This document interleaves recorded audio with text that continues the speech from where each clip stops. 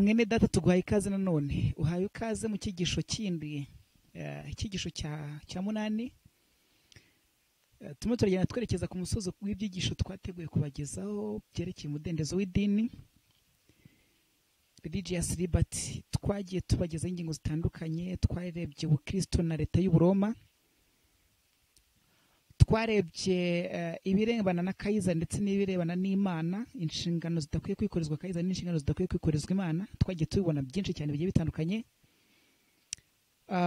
twagiye tubona byinshi, tuzagira igihe cyo kubicamo byose ariko ndashaka kugira ngo tugaruke kuri iki ngiki. Twavuze byinshi byerekeranye n'ubutegetsi bwite bwa leta burimo gutera intambwe mbi yo kujya kurenganya ubwoko bw'Imana, yo gukoraho umudendezo w'umutimanama, umudendezo w'iby'idini, umudendezo wo gusenga, aho leta irimo gukavinga uruziga rwayo irwerekeza mu idini kugira ngo itegeke iby'idini, aho irimo gushaka kugira ngo iby'Imana bipfukamire, ubundi mbere yajyaga bipfukamira. Rero ndashaka kugira ngo tugire icyo twiga kindi. Tugiye kwiga icyigisho kivuga ngo gupfa nk'uwarwanije Imana, gupfa nk'intwari cyangwa se gupfa nk'uwarwanije Imana, urupfu rw'umukiranutsi n'urupfu rw'uwarwanije Imana, gupfa nk'uwarwanije Imana no gupfa nk'intwari. Abantu benshi mu mateka nubwo batigeze bamenya iby'Imana, ari abaperezida b'ibihugu, ari abami b'ibihugu, ndetse mu buryo bugiye butandukanye, bagiye bagira amateka yo gupfa urupfu runaka.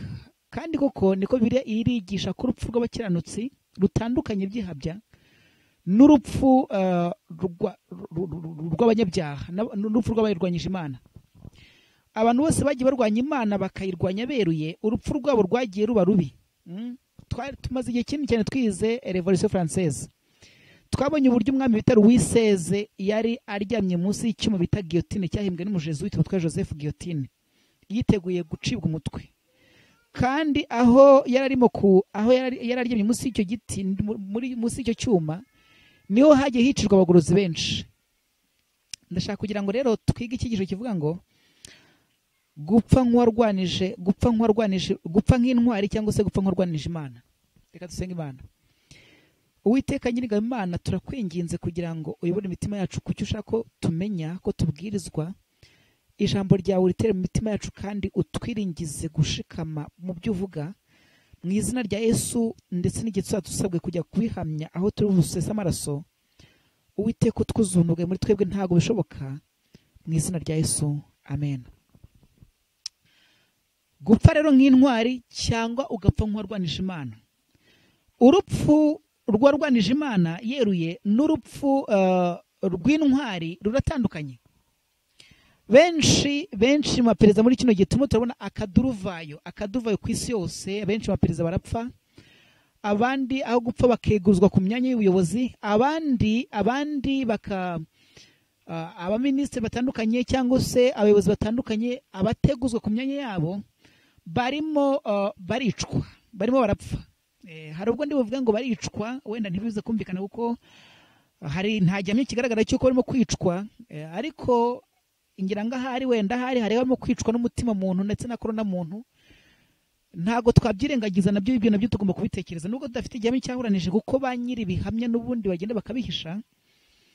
Ariko ibyo dusoma mu binyamakuru, tugasoma mu bindi bigiye bitandukanye, bituhamiriza neza ko hari ikintu kiri inyuma y'impfu zabo. Hari ikintu kiri inyuma y'impfu zabo, ntabwo rero twabyirengagiza. Mwene data unyumva, namwifuriza gupfa, namwifuza kuva ku mwanya w'ubuyobozi, namwifuza kuva ku mwanya w'inshingano runaka, aho kugira ngo asogongere ku bigiye kuzakurikiraho byerekeye abaperezida, abayobozi muri rusange barwanyije iby'Imana. Urupfu rw'intwari n'urupfu rw'abakiranutsi. Abantu benshi bagiye bifuza gupfa gikiranutsi. Iyo dusomye mu kubara, hari umuhanuzi wahoze uhiriwe n'Uwiteka, ariko waje kurangiza urugendo rwe nabi, bita Baramu, umuhanuzi w'Uwiteka aturukaga i Mesopotamiya, iburasirazuba, aho Aburahamu yavukaga. Hari ikintu kimwe yavuze igihe yari arimo guhanura, arimo kuvuga ibizaba ku bwoko bwa Isiraheli. arimo kuvuga iby'umugisha uzakuba bwa Isiraheli kubaha Imana, igihe Baraki yari yamutumye kujya kuva mu bwoko bwa Isiraheli, yavuze ijambo rimwe ngiye kubabwira. Haranditse ngo 23:10 haranditse ngo ninde ubasha kubara umukungugu w'ubwoko bwa Yakobo? Iki ni ikibazo. Cyangwa ninde ubasha kubara igice cya 4 cy'Abisiraheli? Icyampa nkipfira nk'uko abakiranutsi bapfa. Iyo ni definition nziza y'ikigisho nshaka gutanga. Icyampa nkipfira nk'uko abakiranutsi bapfa. Hariho ibyifuzo by'abantu bibiri.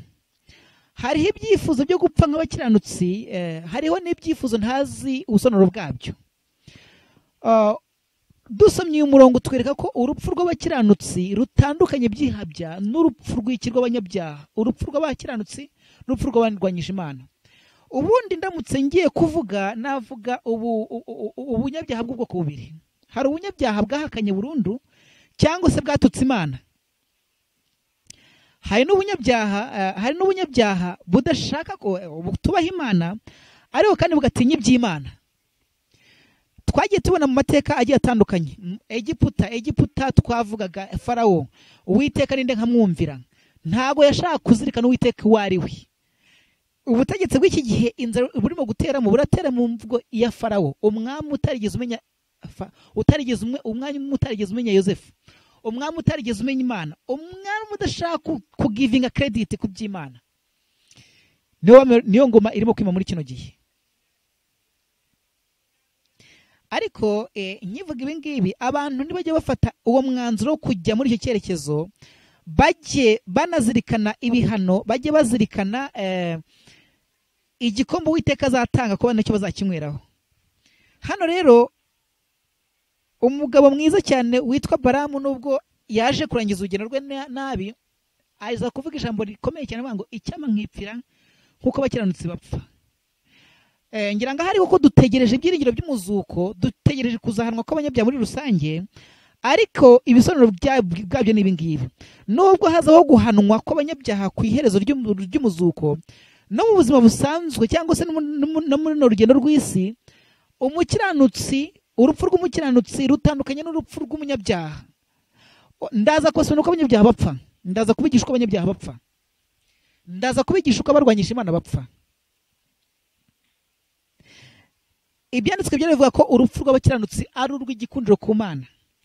Urupfu rw'abantu batarwanije Imana rubigira urw'igikundiro ku Mana, kandi Imana irarwubahisha.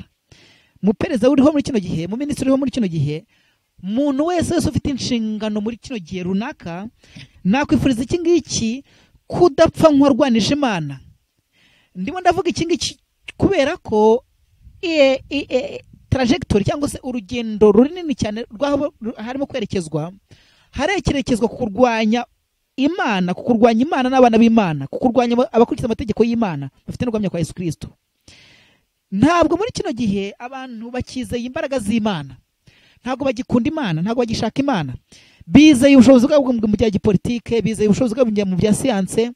Ibyo bintu bizeye imbaraga zabo, kandi mu kwizera imbaraga zabo biberekeje mu kurimbuka by'iteka ryose, biberekeje mu kurwanya Imana. Turimo turabona imbaraga idashaka kuguha credit iby'Imana. Turimo turabona imbaraga idashaka kugira gute, idashaka gutekereza ko Imana ibaho. Imbaraga yerekeza, ngira ngo ahari narimo gusona, nahoze babwira ikinyamakuru nasomye cya BBC, barimo kuvuga ku by'urupfu rw'amagufuri, baravuga ngo wa wundi we wishingiza ku by'Imana cyane. Mu yandi magambo, wumvisha iyo mvugo wumva ko iby'Imana ni nk'inkuba zitagifite imbaraga mu bantu. Siyanse, politike, ubutware bw'ingabo ntabwo ari byo bintu bigikiza igihugu, ariko abantu babyishingikirijeho. Kandi imitima itera abantu kugira ubukene cyangwa se gutinya iby'Imana cyangwa se gutinya abatware, abajya bagira imitima imeze gutyo n'abafite umutima w'umuntu. Igihe umutima wa kimuntu wagiye, ntabwo ikibazo kiba gisigaye ngo ubutegetsi cyangwa se igihugu gifite ingabo zingana gutya, cyangwa se gifite abaperezida bangana gutya, cyangwa se gifite ubushobozi bungana gutya, cyangwa se gifite ekonomi ingana gutya, kubera ko ubwabo babirwaniramo. Kwa ko umutima uhana wagiye. Twize igihugu cy'Ubufaransa, ndabizi muri rino series twabyize neza. nta kindi kijya gikurikira kijya bizana ubutware bwa satani iyo bwaje mu mitima y'abantu. Iyo hajemo guhakana Imana kweruye, bwa bunyabyaha bwa kabiri nako bwa bundi bwa mbere navuze ko ari ubunyabyaha buhakana Imana ku mugaragaro. Iyo bwaje mu mitima y'abantu bugendana n'ubutegetsi bw'igitugu, bugendana n'iki, bugendana no kuzana umudendezo, kwishyira ukizana bigashira, hakaza ubwami bumeze nko gushaka kuramywa. Ubundi umuntu wese yakaba yahindura umushyitsi ku by'Imana, ariko ubutware burimo kwimura muri kino gihe ni ubwami budashaka gupfukamirwa iby'Imana, ahubwo bushaka kugira ngo bupfukamirwe. Abami ba kera nubwo babaga abapagani, hari ikintu kimwe nabigiyeho cyiza cyane. Babaga abapagani ariko bazirikanaga iby'Imana bakabitinya, bazirikanaga iby'Imana bakagira gute, bakazirikana ko bihari, barangiza bakagira gute, bigatuma bahindura umushyitsi imbere yabyo. Ngira ngo ahari benshi mu biga ubuhanuzi bajya biga ingoma ya Babuloni yabayeho mu mateka ya kera muri 500 600 na mu guhanguka kwayo yaje guhangurwa n'undi mwami nawe warwanyije Imana, angwera mu bikombe by'Imana. Urupfu rw'abanyabyaha, yapfuye urupfu rw'abanyabyaha kuko yabonye ikiganza cyandika ku rusika, umutima umuntu wamuhagararamo. Kandi koko niko byagenze, yarangije yiciriwe muri sirifasi yaho ari mu birori. Kandi urupfu yapfuye nk'umwihebe, yapfuye nk'utagira ibyiringiro. Urupfu rw'abanyabyaha barwanisha Imana nuko buri gihe bijya bigenda. Aha rero nibyo igikundiro ko dusesengura tukamenya ngo mbese urupfu rw'abanyabyaha rugenda gute, urupfu rw'abanyabyaha barwanisha Imana rugenda rute, mbese urupfu rw'abarenganisha ubwoko bw'Imana rugenda rute, mbese urupfu rw'abagize gute, rw'abarwanisha Imana ku mugaragaro beruye, batigeze baha agaciro iby'Imana cyangwa se bapfukamire. Babandi bifuje ko iby'Imana bibapfukamira. Amadini muri kino gihe ashyizweho igitugu n'ubutegetsi bwa politike, babuzije umudendezo. Bityo politike irifuza ko iby'idini byayipfukamira, nubwo n'ubundi byaturutse ku madini, byaturutse kuri Kiliziya Gatolika, ariko leta nayo, leta ziri muri kino gihe, kugira ngo amadini akomeze araninge ajye ku murongo wayo, arifuza ko iby'Imana biyapfukamira. Aha rero ndashaka kugira ngo tujye mbere twifuza kugira ngo mwumve neza icyo nshaka kwigisha. Umurongo naho uzimose mu migani uboneka mu gice cya 16:12 havuga ko ari ikizira ku batware gukora icyaha. Ni ikizira ko gukora icyaha kuko ingoma ikomezwa no gukiranuka. Iyo idakomejwe no gukiranuka ihinduka umusaka. Aha ndashaka kugira ngo mwumve neza. Hari ikintu nigira ku batware, ngira ngo nabwiraga iby'ingoma ya Babuloni yasenyutse, ariko haje kwima ingoma ya Medi na Peresi. Hari umuntu umwe naje kwigiraho bikomeye cyane witwa Aritazerusi. Aritazerusi, iyo dusomye igitabo cy'abantu cyitwa ngo n'abantu n'abami, banditse ngo izina Aritazerusi rifitanye isano n'amateka yera. Kandi uko niko bimeze, iyo urebye Aritazerusi usanga imbuto yari murimo yari yarasonekewe n'Imana ya Ezra. Yarasonekewe n'Imana ya Ezra, yamurekognayizing cyangwa se muzirikanye nk'umwanditsi, nk'umutambyi, umwanditsi amategeko y'Imana. Bityo mu kujya kumutuma i Yerusalemu kugira ngo ajye gutunganya iby'i Yerusalemu, hari amagambo amubwiye ngiye kwabwira akomeye cyane. Mwumve amagambo arimo kuvugwa n'umwami w'umupagani ariko watinyaga iby'Imana. Umwami wasengaga iby'Imana wasengaga Mitra, wari umumitrayiste, ariko akaba ari umuntu ugize gute, akaba ari umuntu wa giving credit cyangwa se watinyaga iby'Imana akabihereza ikuzo, bityo akumva ko umugaragu w'Imana ari umugaragu w'Imana. Imbaraga ya Satani ikagera ireba umugaragu, ndavuga ububata bwa Satani bwarangije guhakana iby'Imana, ireba umugaragu w'Imana ikamufata nk'ikintu cyangiritse mu mutwe, gikwiye no gukandagirwa, gikwiye no gufungwa, gikwiye no gutotezwa, gikwiye no gushyirwa mu muriro. Ikongera ikareba ibyibwirwa by'Imana ikabifata nk'aho ari ubujiji cyangwa se ari ubucucu, bityo bikaba bikwiye kugira gute, bikaba bikwiye gutwarwa uko byishakiye. Niyo mpamvu iyo mbaraga muri kino gihe, niyo mbaraga igiye kurimbura abategetsi b'ibihugu, niyo mbaraga yarangije kwimika ibya giscientifique, niyo mbaraga yamaje kwimika iby'ubutware bw'ingabo, niyo mbaraga imaje kwimika ibya ekonomi. Ntabwo ikibazo, ntabwo uburinzi bw'igihugu bushingira kuri ekonomi, ntabwo uburinzi bw'igihugu bushingira ku ngabo bufite, ntabwo uburinzi bw'igihugu bushingira ku mitungo gifite, ntabwo uburinzi bw'igihugu bushingira kuki, bushingira kuri siyansi develope. Uburinzi bw'igihugu bukomoka ku gukiranuka. Iyo mitima y'abantu harimo gukiranuka, harimo gutinya icyaha, harimo umutima uhana. Iyo umutima uhana wimutse, ibyo mufite byose mubirwaniramo. Umuturage arwana n'undi muturage, umuturage akarwana n'umuyobozi wa politike, umupolisi akarwana n'undi mupolisi, akaduruvayo mu gihugu nk'ibyabaye mu Bufaransa nahoze mbasomera. Leta yari isanzwe mu Bufaransa n'impinduramatwara na leta y'impinduramatwara aho byakrashinganye, impinja zigakubitwa ku nkuta, abarevolutioniste, abantu bagacibwa imitwe. Louis XVI wari uri munsi ya cya cyuma cya guillotine, icyuma cyahimbwe n'umujesuite. Ahangaha ndashaka kugira ngo tujye mbere. Uyu mwami mwita Artaxerxes, ndashaka kugira ngo imwe mu highlightingaho. Artaxerxes ni umwami nakunze cyane. Artaxerxes uwehe nawe yavuze ko afite izina rye rifitanye isano n'amateka yera. Yanditse ngo Artaxerxes umwami w'abami yandikiye Ezra umutambyi, umwanditsi w'amategeko y'Imana nyirijuru. Umutambyi n'umwanditsi w'amategeko y'Imana nyirijuru. Nuko arakomeza ajya mbere. Arakomeza, amahoro n'amahoro masa n'ibindi. Ntegetse itegeko abantu ba Isiraheli bose n'abatambyi bose n'abarewi bose bari mu gihugu byanjye mu bihugu byanjye, abashaka ubwabo ku Yerusalemu ngo mujyane. Iri ni itegeko rya nyuma ryo gusana Yerusalemu no gusubizaho ubutware bw'iki ubutegetsi bwa Yerusalemu, ngo mujyane, kuko njyewe umwami n'abajyanama banjye 7 tugutumye. Ubwo aratuma Ezra ngo ujye kubaza iby'Ubuyuda n'iby'i Yerusalemu nk'uko amategeko y'Imana yawe ufite ameze. Urumva neza ko Artaxerxes ni umupagane n'abatware 7 n'abamitrayiste basenga mitrayisme. Noneho ariko urumva azirikana iby'Imana n'amategeko y'Imana ishobora byose, ndetse arabitinya. Kuri uko kubitinya atumye Ezra kugira ngo ajye kubaza iby'Ubuyuda n'iby'i Yerusalemu akurikije amategeko y'Imana ye uko ameze. Muri kino gihe abantu baratumwa gute rero?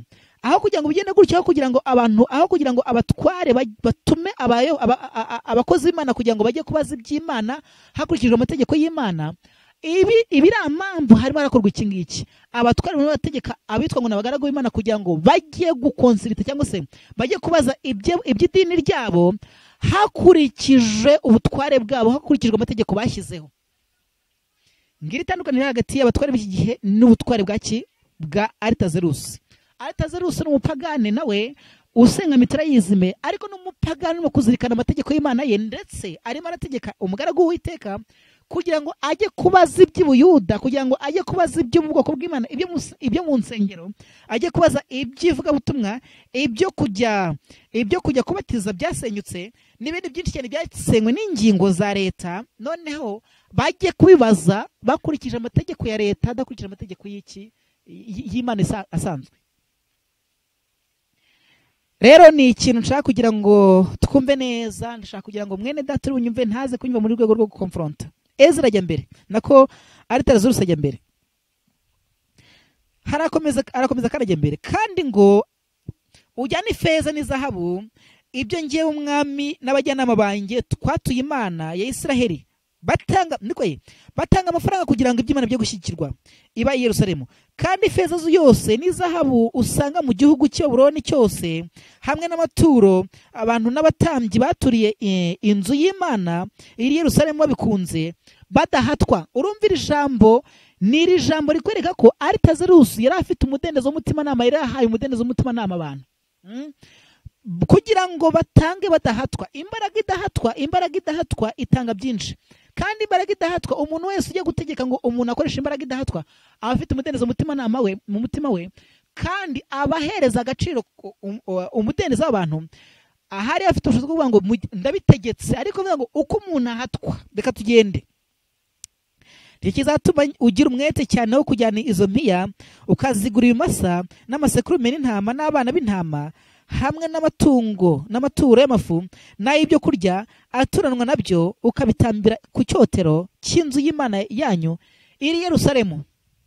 Ntabwo Artaxerxes yubaha Imana, ni umupagane, ariko arimo arazirikana ko ibikorerwa ku gicaniro cy'i Yerusalemu, ibitambirwa ku cyotero kiri mu nzu y'Imana y'i Yerusalemu, azirikana ko ari ibyera. Arabitinya, arabipfukamira. Ariko noneho imbaraga itandukanye n'izo nzu turimo kubona muri kino gihe, iri ntago ari imbaraga irimo gutinya ibyo ku cyotero, ibyo ku gicaniro kiri mu rusengero rw'Uwiteka. Twahoze dusoma amagambo aboneka muri Habakuki igice cya 2:20 ngo uwiteka ari mu rusengero rwe rwera, isi yose turize imbere ye. Bityo rero uyu Aritazerusi yazirikanye kwera ku rusengero, yazirikanye kwera ku icyotero kiri mu rusengero, bityo ategeka Ezira kugira ngo ajye kubikurikirana nk'umutambyi. Ezira yabikurikiranye nk'umutambyi, kandi ntabwo Aritazerusi agomba kujya kubikurikirana kuko Aritazerusi ni umupagani. Ni muki? Ni umuyobozi. Mu yandi magambo, iby'ubutambyi bikurikiranwa n'abatambyi, ntabwo bikurikiranwa na leta. Ndavuga iki ngiki, ntabwo leta igomba kwivanga mu nshingano z'idini ari ukwimuka abayobozi ndetse n'ibindi bigiye bitandukanye. Reka tujye mbere. Kandi ibizasabwa kuri izo feza n'izahabu, wowe na bene banyu uko mushaka kubigenza, muzabigenze mutyo, mukurikije ibyo Imana yanyu ishaka. N'ibintu uhabwa byo gukoresha mu nzu y'Imana yawe, uzabimurikira Imana y'i Yerusalemu. Kandi ibi n'ibintu byose bazashaka ubw'inzu y'Imana yawe, ibyo uzaba ukwiriye gutanga uzajye ubikura mu nzu ibikwamo ibintu by'ubwami ubitange, by'umwami ubitange. Ubwo mu yandi magambo, ibintu umwami uzirikana iby'Imana, umwami w'upagani ariko wubaha iby'Imana akumva yanabyitangira, mbese uyu mwami yifuzaga iki ku Mana ye? Mwumve neza, njyewe ubwanjye umwami Aritazerusi ntegetse abanyabintu banjye bo hakurya y'uruzi bose yuko icyo Ezira umutambyi, umwanditsi w'amategeko y'Imana nyir'ijuru azabaka cyose kizajya gitangana umwete wose, kizajya gitangana umwete wose, bikagarukira ku itarano z'ifeza 100 n'indengo z'100, n'inshuro z'intango za vino 100, n'ibindi by'amavuta 100, n'umunyu udafite urugero. Ikizategekwa n'Imana nyir'ijuru cyose, Yesu ashimwe, ikizategekwa n'Imana nyir'ijuru cyose, ikizategekwa n'Imana nyir'ijuru cyose kizagira gute? Ku nzu yayo gikorwa bitunganye. Mbibutse ko uyu mwami ari umwami w'ubupagani, umwami ufite impamvu yo kutazirikana iby'Imana, ariko arimo arazirikana iby'Imana, ndetse arimo aratanga ubutunzi bwe kugira ngo iby'Imana bitere imbere. Ndetse usibye n'icyo ngicyo, arimo arategeka Ezira umutambyi kugira ngo agende akore ashyire ibintu kuri gahunda iby'i Yerusalemu n'iby'Ubuyuda, akurikije amategeko y'Imana adakurikije amategeko ye. Kandi ibyo atanze ntabwo abigize ingwate yo kugira ngo Ezira agende akurikiza amategeko ya Aritazerusi. Iki ni ikintu cyumvikana cyane. Hanyuma arakomeza ajya mbere. Uyu mwami arakomeza ajya mbere, haranditse ngo ikizategekwa n'Imana nyir'ijuru cyose gikorwe mu nzu yayo, kiye gikorwa bitunganye, kugira ngo uburakari, buretse wumve neza iri jambo, ndashaka kugira ngo mwumve neza, kugira ngo uburakari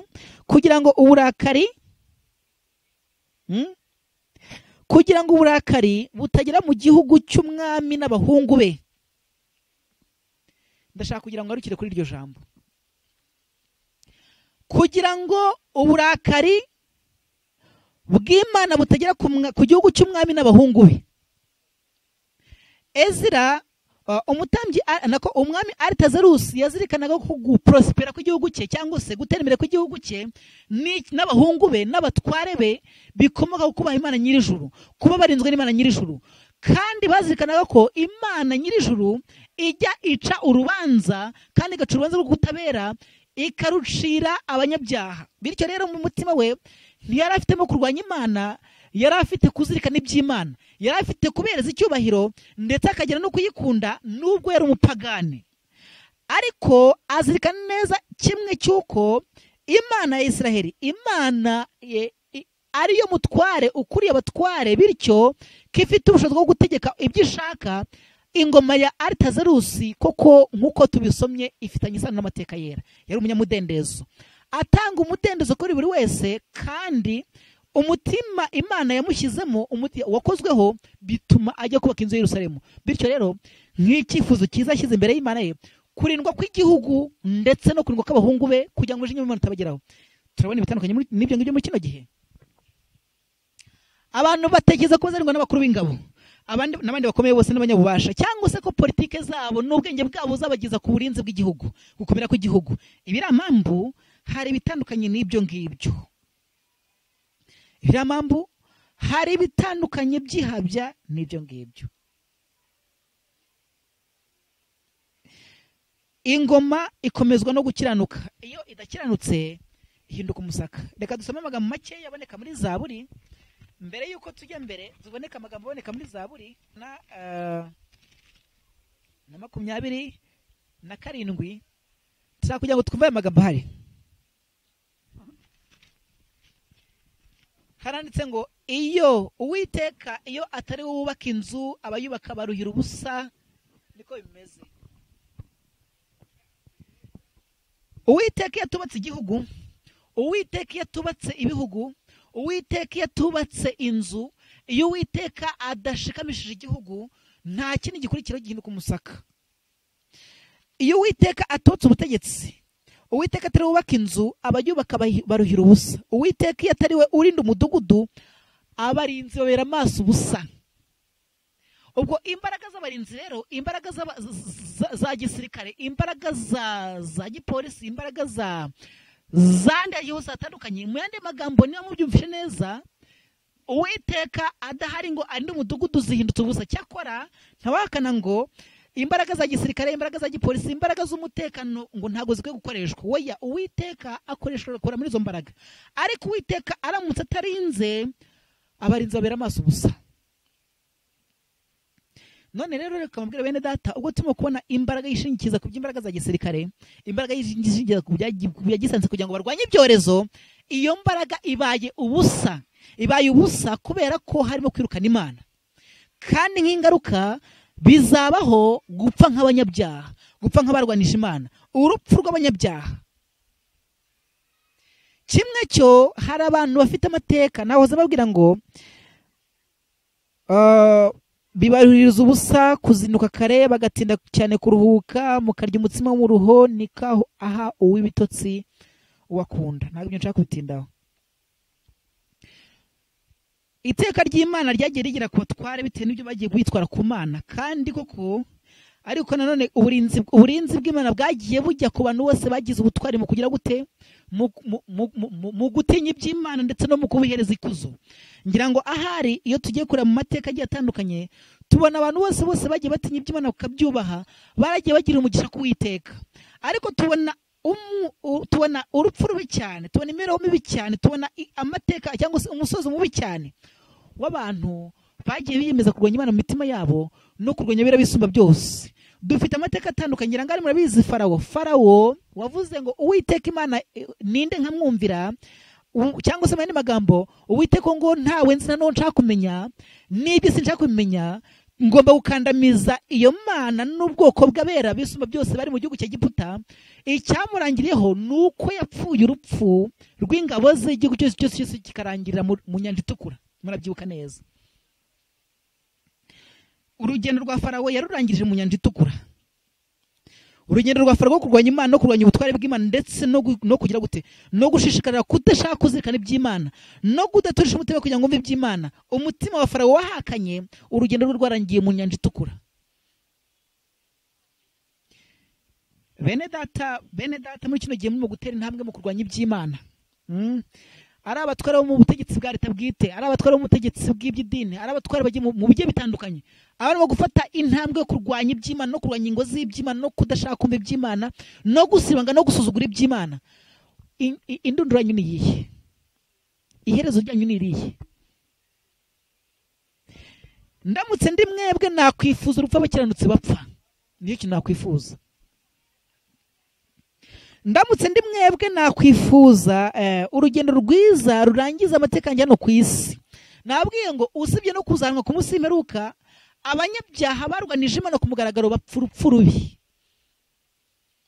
Iyo mudusomye amateka tubona abami baro bitewe no kurenganya abakristo bagiye bapfa urupfu rubi, kandi amateka tubona muri Bibiliya abantu bagiye barwanya Imana bagiye bapfa nk'ibigwari nyine. Nyamara abagiye bakora ubutwari bagiye bapfa nk'intwari. Ndashaka kugira ngo hitamo Imana ipfa. Urashaka gupfa nk'intwari cyangwa urashaka gupfa nk'urwanije Imana? Benshi muri kino gihe barimo barapfa, ariko benshi ubwo barimo gupfa harimo bamwe njya nsoma amateka yabo cyangwa se nasoma ibyabo nkavuga nti Mana ushimwe uhabwa icyubahiro ko we wigendeye utarwanije iby'Imana, utajyaho n'umuvumo w'ubugwari wo kurwanya iby'Imana. Imana ishimwe ko wigendeye udafite CV yo kurwanya iby'Imana. Mutegetsi, muyobozi, mwene data dufatanije urugendo rwo kuvuga iby'Imana no kuba abakozi b'Uwiteka, ndashaka kukubaza CV yawe mu ijuru yanditsweho ngo iki? Urugendo rwawe rw'imibereho yawe muri buno buzima mbese rurangiriye hehe? CV yawe irangijwe n'iki? Ese aho CV yawe yarangijwe no kurwanya Imana mu buryo bweruye? Iyo dusomye agatabo bita Maranatha tubona uburyo ntabwo ari Maranatha, agatabo bita ngo ni Upward Look ku ipaji 307, igihe harimo iki kivuga ngo the Satan's Latter-day Sophistries, harimo ngo abategetsi bahoze bahawe ubutware n'Uwiteka, bahoze ari abahiriwe imbere y'Uwiteka, kandi guhirwa kwabo bikomeye ku Uwiteka, ariko bikuye mu maboko y'Uwiteka bibijyana mu maboko y'umwanzi, hanyuma batangira kurwanya Uwiteka. CV yawe muyobozi mwene data, CV yawe ukuriye entity runaka, CV yawe ukuriye agency runaka, CV yawe yanditsweho ibiki muri cyo gihe giheruka ubwo Uwiteka agiye kuza guhanisha umujinya we, ubwo Aritazerusi yatinyaga umujinya waza ku gihugu cye n'abahungu be, mbese uwo mujinya ugiye kuzira ku bihugu, umujinya waje nko kuri Egiputa, umujinya waze abategetsi bose bagiye bayobora ibihugu bakarwanya Imana n'abayera bisuma byose. Mbese mwene data, urugendo rurimo kwerekezamo wabuzi aho rwerekeza? Mbese urupfu waba urimo kwerekezwaho wabuzi nyirarwo urwica? Nta wundi Satani n'umurimbuzi, kandi Satani n'umurimbuzi udatera wanga ikiremwa muntu, bityo nawe arakwanga, kandi urupfu azakwica azaba urupfu rutagira ibyiringiro na bikeya, urupfu rurangije ruri muri agonizing, mu gahinda gakomeye cyane, ndetse mu mubabaro uteye ishozi cyane. Ndakwifuriza gupfa nk'umukiranutsi, ndakwifuriza gupfa nk'intwari, ntawe nkwifuriza gupfa nk'uwarwanije Imana.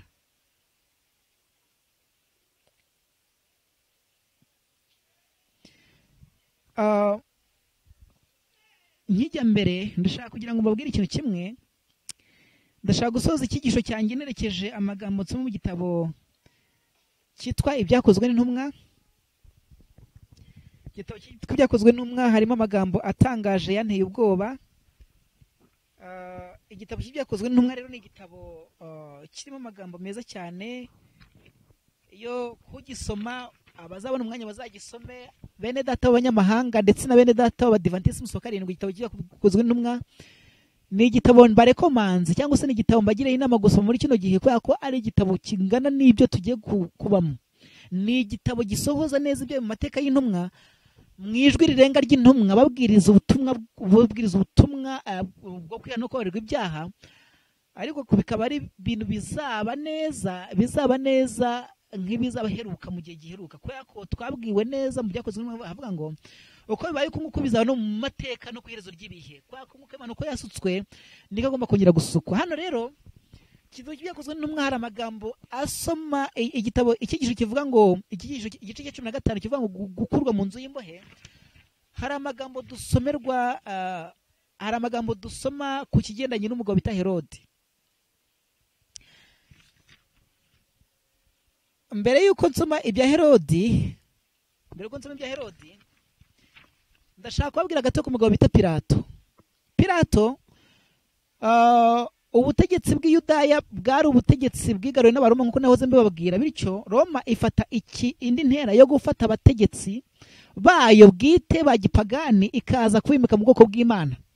Ngira ngo hari yabanje kwimikamo indyarya y'Umwedomu, hino yayise ngo indyarya y'Umwedomu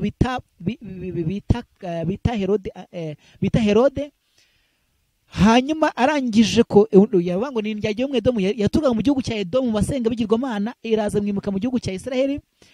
Ariko none si nihango gusa yafashe na Filipi mwimika mu gihugu cy'i Galilaya, ariko ku iherezo yaje gufata umugavana mu guverineri wari umutegeka w'umunyamategeko witwa Poncio Pilato. Poncio Pilato wari umutegetsi wakoze amarerwa agiye atandukanye mu gihugu cya Isiraheli. Uyu nguyu rero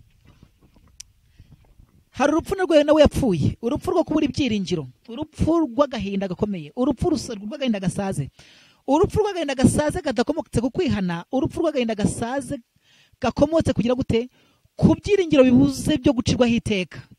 Uyu Herode uyu Pilato bamuzaniye Yesu Kristo Abayuda, ariko arangije kubwo gushaka gushyigikirwa n'ubutegetsi bw'Abaroma no gushaka kutava ku ngoma, dore ngo ko ibyo byari bimaze gukemangwa ku ngoma y'Abaroma, ngo yari atagifite imbaraga mu butegetsi bw'Abaroma, bwendaga kumuhirika, bityo akumva aramutse adaciyeho iteka Yesu Kristo ngo amutanga Abayuda bamubambe, yahirikwa burundu ingoma igahirima. Ariko igihe Herode igihe Pilato yamenyeshwaga ko Yesu Kristo yazutse, yumvishe umutima w'uciriweho iteka, yumvishe avuze amagambo y'ibyiringiro, kandi urupfu rwe rwabaye urupfu rubi. Nta mutegetsi wo mu bihugu, nta muyobozi wa entity runaka nifurije gupfa urupfu nk'urwo ngurwo. Ishyano rizanwa no kurwanya ijwi ry'umutimanama.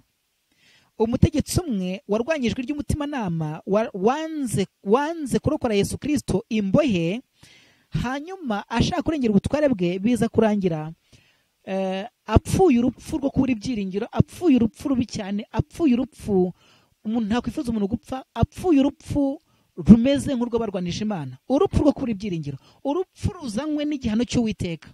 Reka mbabwire bene data, ntawe nifuza kubona Imana yarakaye, kuko benshi bagiye babona Imana yarakaye, kandi babona Imana yarakaye bakicuza, atari ukwicuza ko kwihana, ari ukwicuza kutagira ibyiringiro ndetse n'urupfu rubabaje cyane. Aha rero turazirikana ikindi gitekerezo cy'umugabo bita Herode. Hari Herode wa mbere wishe Yohana, hari undi Herode rero wajeho.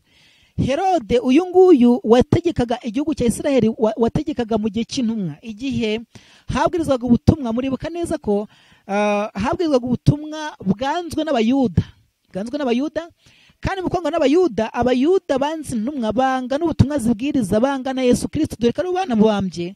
Bityo intero yabo yari kwica intumwa, kandi ku iherezo nabo ibyo biciriyeho, urubanza biciriyeho ruvuga ngo ni mu mubambe, twebwe n'urubyaro rwacu tuzagirwa n'amaraso ye. Baje kubisohoreza igihe mu gikombe cyitwa ngo ni igikombe cya mwene Hinomu, cyangwa se igikombe cya Yehoshafati, muri kino gihe bakita Harimagedoni. Icyo gikombe cyaje kubambwamo Abayuda, kibambwamo imisaraba myinshi cyane, ngo amaraso yazamutse muri iki gikombe ameneka nk'uko imivu itemba. Ubwo mu yandi magambo, habambwe umwami w'icyubahiro, abambwa ku musozi w'i Karuvari, ndetse Abayuda biyemeza umuvumo wo kwishyira amaraso y'uwo bambwe. Ariko ku iherezo, kubwo kurimbuka kwa Yerusalemu umwaka 70, haje kubambwa amamiliyoni y'Abayuda babambuye muri icyo gikombe, amaraso ameneka, imirambo yicwa iterekeranwa. Nguru urupfu rw'abarwanije Imana kandi bakarwanya ku mugaragaro, nguru urupfu rw'abahakanye Imana, nguru urupfu rw'abagize ubugwari bwo kurwanya Imana, nguru urupfu rutari rw'abakira. Herode rero uyu nguyu nawe muri iryo shyari Abayuda bagiriye intumwa, bagirira intumwa n'ubutumwa zibwiriza, hari ikintu kimwe cyabayeho. Herode yateye intambwe zo gufata intumwa yari ihari yabwirizaga ubutumwa ndetse yari ikomeye, intumwa yitwa Yakobo, arangije ayica igihanga. Ubwo nahagana mu mwaka 69.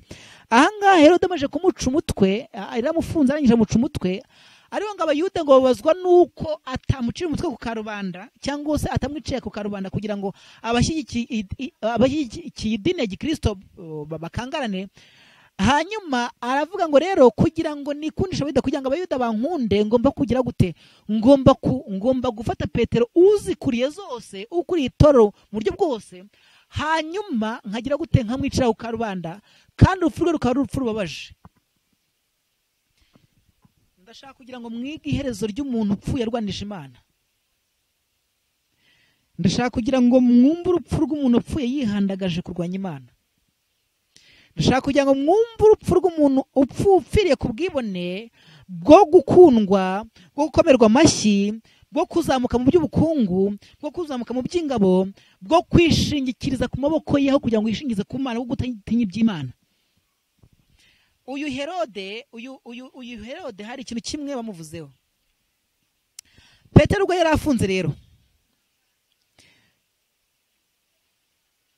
Herode yari azi ko, uretse wumve neza, ngo ubwo abarinzi bari bageze mu nzu y'imbohe, bafashwe n'ubwoba babonye Petero yacitse. Ndashaka kugira ngo mwumve neza iri jambo.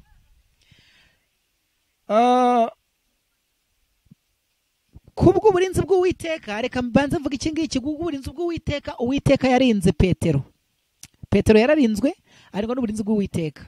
yagiye gufungwa na Herode amaje kumushyira muri gereza, amufungisha iminyururu, umunyururu mu kaboko kamwe n'undi mu kandi kaboko, mu kaguru kamwe n'akandi kaboko, kandi buri munyururu wose uri mu kandi kaboko k'undi musirikare. Arangije amushyiraho ngo abarinzi abasirikare 16, kandi ashyiraho porotaye 3, afungiye mu gakasho gakomeye cyane. Ariko mwumva uburinzi bw'Uwiteka bwaje kuri Petero, mwumve neza nuko byaje kugenda. Uyu Petero igihe yari muri gereza, kuko ntabwo ariho nshaka kugira ngo ndekize ikigisho cyanjye, yari muri gereza, igihe cyarageze Uwiteka bw'imirimo ye kubwo icyo ashaka gukoresha Petero, ntiyatuma Herode amwica nk'uko yishe Yakobo, ahubwo Uwiteka arinda ubugingo bwa Petero. Arangije kurinda ubugingo bwa Petero amusohora muri gereza. Mwumve rero amatwara ya Herode kuri Petero wasohotse muri gereza, ndetse mwumve n'amatwara ye igihe yaremesheje ibirori. Byagenze biti? Herode yari azi ko atari we wari ukwiriye ikuzo. Reka manze manga hano ngo abo barinzi bukeye bwaho, ubwo n'igihe bari baje kwica Petero, bukeye bwaho abantu benshi bazanywe no kureba uko Petero ari bwicwe. Herode yohereje abasirikare bakuru ngo bajye kuzana Petero mu nzu y'imbohe. Hanyuma bigenda biti? Bagomba kumuzana aboshywe amaboko kandi arinzwe, atari kugira ngo atabacika gusa, ahubwo ari uburyo bwo gutinyisha abantu. Muri kino gihe nabwo biragaragara ko hari uburyo bwo gukoreshwa bwo gutinyisha abantu. Gutinyisha abantu iby'ingamba zashyizweho n'ubutegetsi runaka. Ntago izo ngamba zashyizweho n'ubutegetsi ari ukuzirwanya.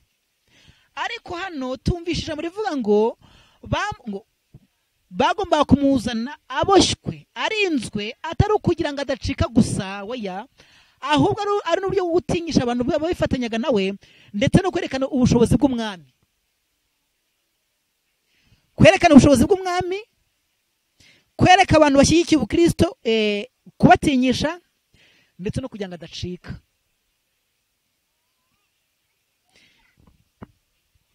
Dore rero disappointment aho igiye kuva. Ubwo abarinzi bari bageze mu nzu y'imbohe bafashwe n'ubwo babonye Petero yacitse. Mbega ikintu gitangaje. Byari byarasobanuwe neza ko uwo barinze nabura nabo bari bubure ubuzima bwabo. Bityo kubera ibyo bari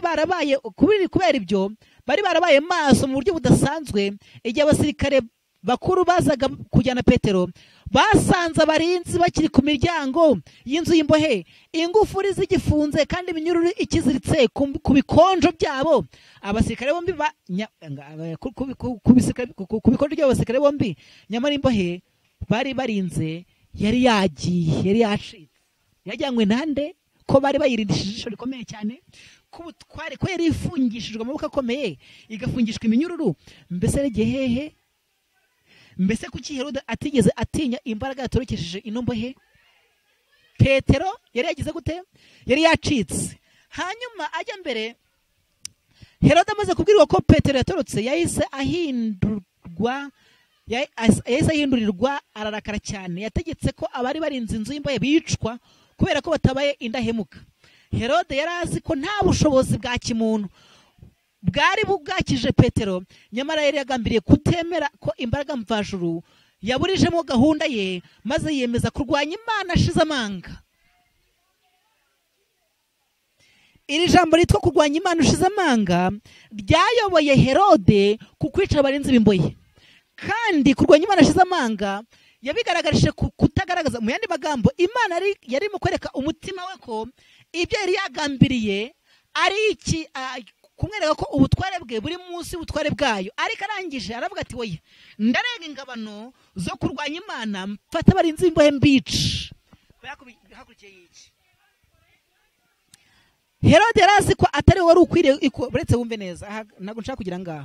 Nyuma y'igihe gito Petero akuwe mu nzu y'imbohe, Herode yagiye i Kayisariya. Igihe yari i Kayisariya yakoreye abaho umunsi mukuru. Ije mushaka kugira ngo mwumve neza ibyo bino birori. Muri kino gihe umwuka w'ibirori utwaye abagabo n'abagore, utwaye kandi uwo mwuka w'ibirori icyo ugamije nta kindi, ugamije kwemura Imana. Hanyuma hano rero uyu nguyu Herode igihe yari asubiye i Kayisariya, i Kayisariya yari intara yo mu Buyuda, ngira ngo ahari murabizi neza ko i Kayisariya ubundi hari Roma. Ariko kugira ngo umurwa mukuru wa Roma kugira ngo ugaragare mu Bisiraheli, bari barubatse undi murwa wenda gusa neza n'uw'i Roma witwa Kayisariya. Ubundi Kayisariya ni Roma, Ibuyuda ni Roma byari bitandukanye, byari mu byerekezo bitandukanye, kimwe hamwe ni mu burengerazuba ahandi mu burasirazuba. Ariko kubera igihugu cya Isiraheli kwa cyari cyarangije gufatwa n'ingabo z'Abaroma, kwa cyarangije gufatwa n'abapagani, baragiye bashingamo umurwa aho Herode yari atuye ahitwa Kayisariya. Nyuma y'igihe gito rero Petero akuwe mu nzu y'imbohe, Herode yagiye Kayisariya. Igihe yari Kayisariya yakoreye abaho umunsi mukuru ugamije gutuma abantu bamwubaha cyane. Iri jambo ryango muryumve neza. Yakobereye abantu umunsi mukuru ugamije gutuma abantu bamwubaha cyane. Aya matwara ya Herode ameze neza nk'ibituma kubona muri kino gihe. Umunsi mukuru wo gutuma abantu bamwubaha cyane, ndetse bamukomera amashyi. Ngo uyu munsi mukuru wajemo abantu bakunda ibinezeza baturutse impande zose, maze habaho kurya cyane no kunywa inzoga nyinshi. Hanyuma nibwo umwami muri uwo muhango yagize gute, wari uhambaye. Herode yaje imbere y'abantu agira icyo ababwira mu mvugo nziza cyane. Yesu ashimwe.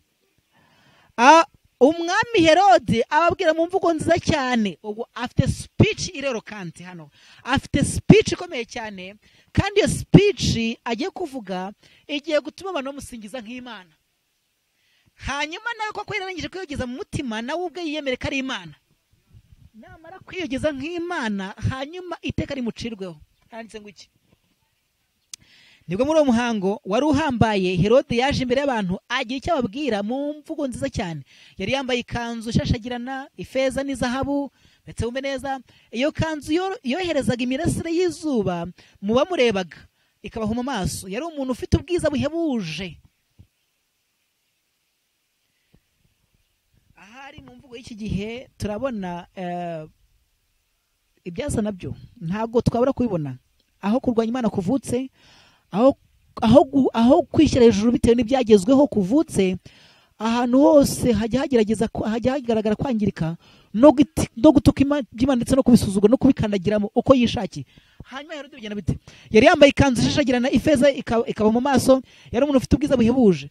Uburyo yagaragaranaga icyubahiro ndetse n'imbaraga yari mu mvugo ye nziza byatumye abari aho batwarwa mu buryo bukomeye. Intekerezo zabo zari zaguye ikinya bitewe n'ibyo n'inzoga.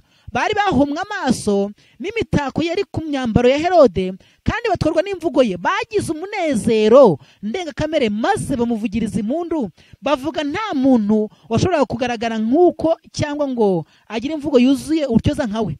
Barakomeje bavuga ko bari basanzwe bamwubaha nk'umutegetsi, none kuva ubwo bakaba bagiye kumuramya nk'Imana.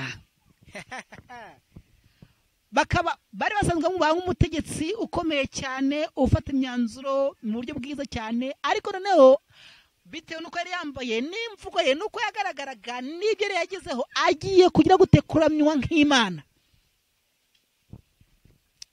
Bamwe mu bateraga hejuru icyo gihe baha icyubahiro umunyabyaha ruharwa nibo bari barasakuje mu myaka mike yari ishize, bavuga bati ntidushaka Yesu nabambwe. Abayahudi bari baranze kwakira Kristo wari ufite imyambaro ya gikene, kandi akenshi yabaga yandujwe n'urugendo. Nyamara iyo myambaro niyo yari ifubitse umutima wuje urukundo mvajuru. Muri uko kwicisha bugufi kwagaragaraga inyuma, amaso yabo ntiyashoboraga kubonamo umwami w'ubugingo w'icyubahiro.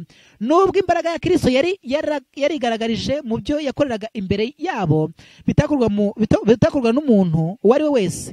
Nyamara bari biteguye kuramya Herode nk'Imana.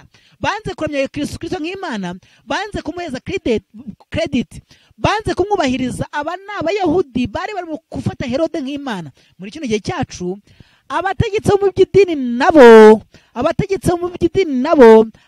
mu by'idini nabo, abizera bagomba gutera ikirenge cyo mu kwirukana ubutumwa bwiza bari bahoze igihe kinini cyane babwiriza.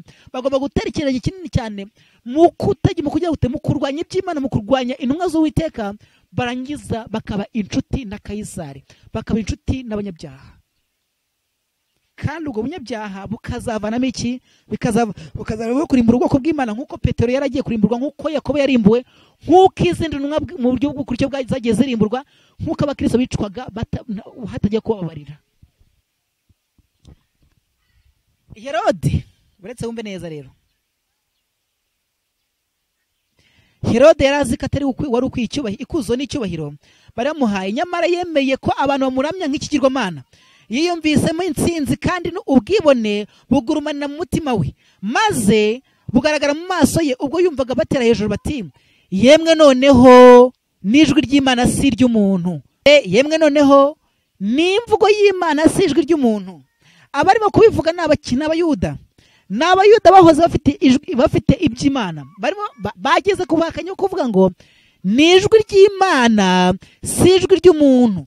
Kandi tubona nane mu byahishuwe igice cya 13 ibyuka abantu bazaramya ya nyamaswa, bazaramya cya kiyoka cyahaye ya nyamaswa ubutware. Ubwo mu yandi magambo tubona abantu bagomba kuramya inyamaswa, bagomba kuramya ubutegetsi, bagomba kuramya ubutware, ubw'idini ndetse n'ubwa gipolitike. Gukomerwa mu mashyi, kuramya nk'Imana. Abandi nabo mu mitima yangiritse bakemera ko ari Imana. Hanyuma bigenda biti, nyamara muri uwo mwanya ndashaka kujya mu itegura amagambo. Tuma turi icyiciro kivuga ngo gupfa nk'intwari cyangwa gupfa nk'uwarwanije Imana. Ikibazo ntabwo ari ugupfa, ahubwo ikibazo ni iki ngiki: mbese mpfuye nk'intwari cyangwa mpfuye nk'ikigwari? Mbese ku gituro cyanditseho ubugwari, mbese mpfuye nk'intwari cyangwa mpfuye nk'uwarwanije Imana? Mwene data uri ku butegetsi muri kino gihe, mwene data uri ku buyobozi muri kino gihe, mwene data uyoboye business runaka, mwene data uyoboye organization runaka, mwene data uri mu buryo bugiye butandukanye bw'imibereho ya kiyobozi, cyane cyane ko uyu muburo nawe turimo turawugenera abayoboye ibihugu muri kino gihe ndetse n'abayobozi mu bya politiki muri rusange ndetse n'abandi bagiye bayoboye ibintu bikomeye. Mwene data ufite ubutware, ndakubwira iki ngiki ko ubutware bwe bwakomotse ku Uwiteka. Ndashaka kugira ngo ugire inama yuko udakwiye kugira gute, udakwiye kwishimira ko ukomerwa amashyi cyangwa se ko ugomba kuramywa nk'Imana. Ndagusabira cyane kugira ngo upfe nk'intwari, we gupfa nk'ikigwari, upfe nk'intwari, we gupfa nk'urwanije iby'Imana. Ndabizi neza ko Kiliziya Gatolika ifite igitugu, ifite igitsuri irimo gusunikisha abategetsi b'ibihugu, ifite igitsuri irimo gusunikisha abategetsi b'ama organization runaka, ifite igitsuri irimo gusunikisha buri cyiciro cyose cy'ubuzima. Ariko mwene data umuyobozi, ndagusabira gupfa, ndagusabira gupfa, ndagusabira kuva ku butegetsi ugiye nk'intwari, utagiye nk'ikigwari. Nyamara muri uwo mwanya arahindurirwa biteye ubwoba, mu maso hatangira guhinduka nk'aho umuntu ugiye gupfa, akaba arimo asamba. Uyu ninde? Uyu ni Herode. Herode, ubwo mu yandi magambo, ibihe birahindutse rero sasa.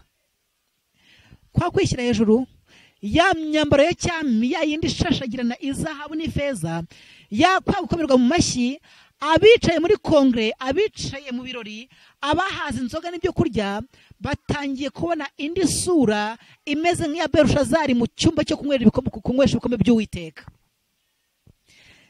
Nuko atangira kubira ibyuya byinshi umubiri wose, ahagarara akanya gato nk'umuntu wumiwe kubera uburibwe n'ubwoba. Kubera uburibwe n'ubwoba, nguko uko abarwanyije Imana bose bapfa. Mu bihe byose nguko uko abarwanya Imana beruye, nguko uko abarwanya ubwoko bw'Imana beruye, nguko uko abadashaka kuzirikana iby'Imana bakabikora beruye, nguko uko abahakanya Imana mu buryo bweruye babigenza, bapfana ubwoba, bagapfana n'iki? Bagapfana n'uburibwe. Umugabo witwa Balamu twatangiye tuvuga ngo icyampa iherezo rikaba nk'iry'abakiranutsi. Urupfu rw'abakiranutsi n'urupfu rw'abanyabyaha biratandukanye, ariko birayigisha. Yahindukiriye inshuti ze, uretse wumve neza ngo yahindukiriye inshuti ze zari zafashwe n'ubwoba, maze avugana ijwi ry'amarembera ati, uwo mwasingizaga nk'Imana, urupfu ruramujyanye. Buriya ndimo ndareba amaso ye bari bicaye aho hantu. Mbese barebaga bate? Ijwi rya eloquence, ijwi speech nziza cyane yavuzwe y'akataraboneka, iherekejwe n'imyambaro yari yambaye yatumye umuntu aramywa nk'Imana. Noneho havuzwe indi speech yo gushira mwuka uwo mwaramyaga nk'Imana, uwo mwakomeraga amashyi, urupfu ruramujyanye kandi apfuye nk'iki, apfuye nk'ikigwari, apfuye nk'iki, apfuye urupfu rw'abanyabyaha, apfuye urupfu rw'abarwanije Imana. Uwo mwasingizaga nk'Imana, urupfu ruramujyanye, afatwa n'umubabaro w'indengakamere, munyumve neza, maze bamukuraho yanyweraga kandi yiyerekaniraga. Mu mwanya muto wari ushize niwe abantu benshi bari aho basingizaga kandi bakamuramya, none ubu asanze ari mu maboko y'umutegetsi umurusha imbaraga. Herode yicwa n'agahinda, yibuka uko yatotezaga abayoboke ba Kristo, yibuka itegeko ryuzuye ubugome yatanze ryo kwica Yakobo w'umuziranenge, kandi anibuka n'imigambi yari afite yo kwica intumwa Petero. Yibutse ukuntu yatuye uburakari bwe mu kwihorera yakoreye abari barinze inzu y'imbohe atabitekerejeho. Ubwo mu yandi magambo, yibutse urupfu yakoreye abaziranenge, ndetse yibuka n'urupfu yakoreye abarinzi b'imbohe. Bitewe n'iki? Bitewe n'uko yagize umutima wo muri we kwibwira kurwanya Imana, ko gutoroka kwa Petero cyangwa kugenda kwa Petero kutavuye kuwiteka, kutavuye kurwanya imigambi ye. Hanyuma yibutse ukuntu yatuye uburakari bwe mu kwihorera yakoreye abari barinze inzu y'imbohe atabitekerejeho. Yumvise noneho Imana ihanganye nawe. Mwene data w'umuyobozi, ndashaka kugira ngo mwumve neza, utazanga n'umujinya w'Uwiteka. Ndagusabira cyane kubw'inzira mu kugenda mwiruka nkamuyemo cyane, kubw'ibyo birimo kugaragara, ndetse kuko ibyo turimo kubona ntabwo ari ibintu bigikeneye amaso ya gihanuzi cyane, ntabwo ari ibintu bigikeneye itoroshi riremereye cyane cyangwa se detaye ikeneye cyane, kugira ngo bigaragare ko aho muri kwerekeza ari ukujya kurenganya abera bisuma byose bakurikiza amategeko y'Imana kandi afite gomye kwa Yesu Kristo. Ntabwo ari ijisho rya gihanuzi no rigikomeye cyane kugira ngo byerekane ko aho muri kwerekeza ari ukujya gutegeka amategeko urwanya Imana, ririmo ari ryo tegeko ry'isabato, mu kurwanya amategeko y'Imana, mu kurwanya isabato y'Uwiteka, kugira ngo mwicishe umuntu wese utaramya ingingo z'iby'idini zashyizweho na mpuzamatorero. Hano harakomeje havuga ngo iki? Yumvise noneho Imana ihanganye nawe nk'umuntu watotezaga abakristo. Bene data, nabifuriza iki ngiki kugira ngo mutazabona Imana ihanganye namwe. Ntiyashoboye kubona ikimukiza ubwo bubabare bw'umubiri n'intimba yari afite ku mutima, kandi nta nicyo yari yiringiye kubona. Herode yasobanukiwe n'itegeko ry'Imana rivuga ngo ntukagire izindi mana mu maso yanjye.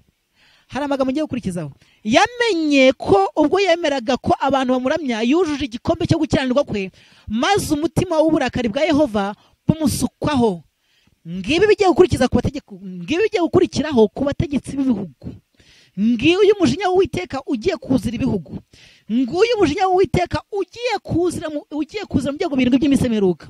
Nguyu umujinya w'Uwiteka ugiye kuzanwa n'ibuye ritanira intoki z'umuntu kugira ngo uze gukubita igishushanyo, uze gukubita idini n'abategetsi baryo, uje gukubita iki? Ubutegetsi bwashyigikiye iby'idini. Bigena biti? Wumve neza amagambo hari ngo wa marayika wari wavuye mu ijuru aje gutabara Petero, ni nawe watumye gusuka umujinya w'Imana kuri Herode no kumuciraho iteka. Ndashaka kugira ngo nsoreze aho ngaho. Ukuboko k'Uwiteka kuzarinda intore z'Imana mu gihe cy'ibyago birindwi byo mu minsi imperuka, ni naho ukuboko kuzaza kurimbura kutababarira.